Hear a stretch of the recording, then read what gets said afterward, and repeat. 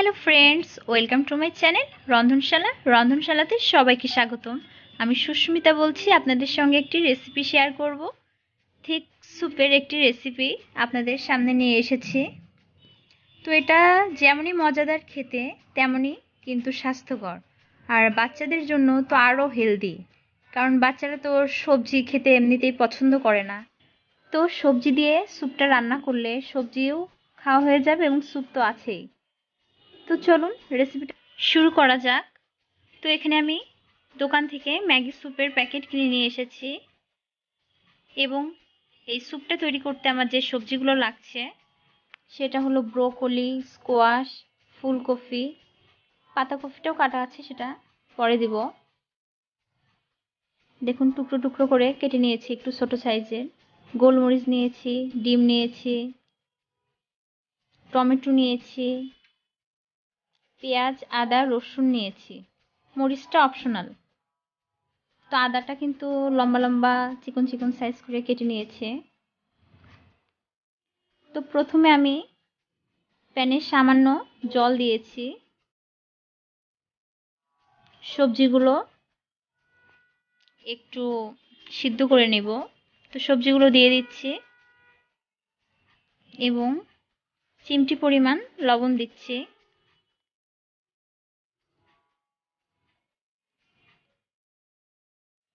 হালকা নাড়াচাড়া করে ঢাকনা দিয়ে ঢেকে 5 মিনিটের মতো রাখবো। তো 5 মিনিট পরে এসেছি, সিদ্ধ হয়ে গেছে। এখন আমি প্যানে তেল বসিয়ে দিয়েছি সামান্য পরিমাণে, এবং রসুন দিয়েছি, তারপরে আদা দিচ্ছি এবং পেঁয়াজ দিচ্ছি। হালকা নাড়াচাড়া করব, কারণ এই পেঁয়াজ, আদা, রসুন এটা বেশি ভাজা ভাজা হবে না, স্যুপটাতে হালকা ভাজাই মানায়। তো এখানে আমি 2 কাপ জল নিয়েছি, নিয়ে এখন ওই ম্যাগি স্যুপের গুঁড়াটা ঢেলে দিচ্ছি এবং গুলিয়ে নিব একটা চামচের মাধ্যমে, এবং সামান্য পরিমাণে কর্নফ্লাওয়ার দিলাম।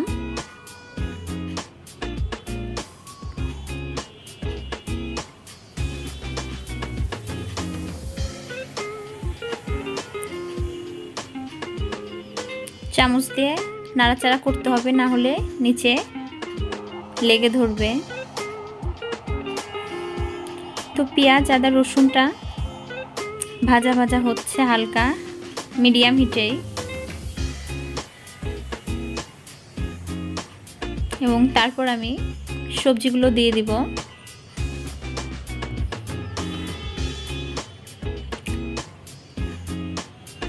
বন্ধুরা, সবজি দিয়ে কিন্তু স্যুপটা রান্না করলে বেশ মজার হয় খেতে।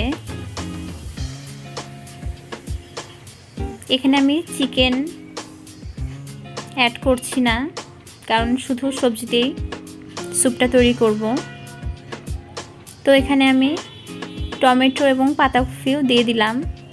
পাতাকপিটা আগে সিদ্ধ করে নিই, কারণ পাতাকপি থেকে অনেক জল বের হবে, আর এটা এমনিতেই নেতিয়ে যায়, এটাতে বেশি সিদ্ধ করার প্রয়োজন নেই। হালকা নাড়াচাড়া করে এখন আমি সয়া সস দিচ্ছি 1-2 চামচের মতো।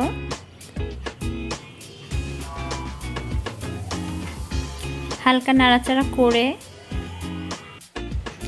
এখন আমি স্যুপের গুঁড়াটা যে জলের সঙ্গে গুলিয়ে রেখেছিলাম সেটা দিয়ে দিব।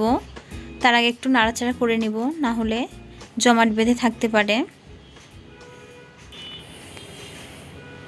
এবং ঢাকনা দিয়ে ঢেকে রাখবো কিছু সময়। এটা কিন্তু মিডিয়াম হিটে করতে হবে।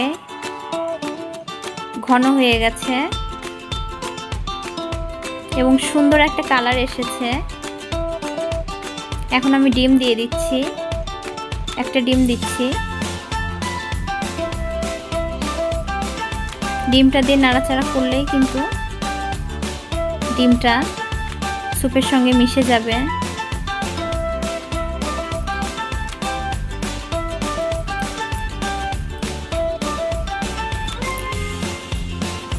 এখন আমি গোলমরিচের গুঁড়ো দিচ্ছি, গোলমরিচটা আপনারা ইচ্ছা মতো দিবেন। গোলমরিচটা দিলে হালকা ঝাল আনবে এবং ফ্লেভার আসবে একটা সুন্দর।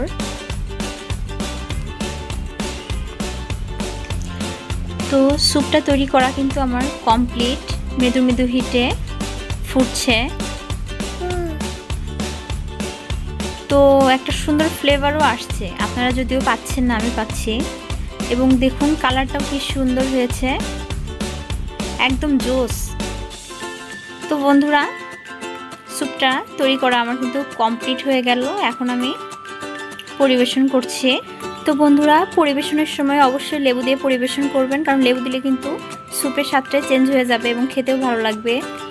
আর আমার এই রেসিপিটি যদি আপনাদের ভালো লেগে থাকে তাহলে অবশ্যই লাইক, কমেন্ট, শেয়ার দিবেন এবং সাবস্ক্রাইব করে দিবেন এক্ষুনি।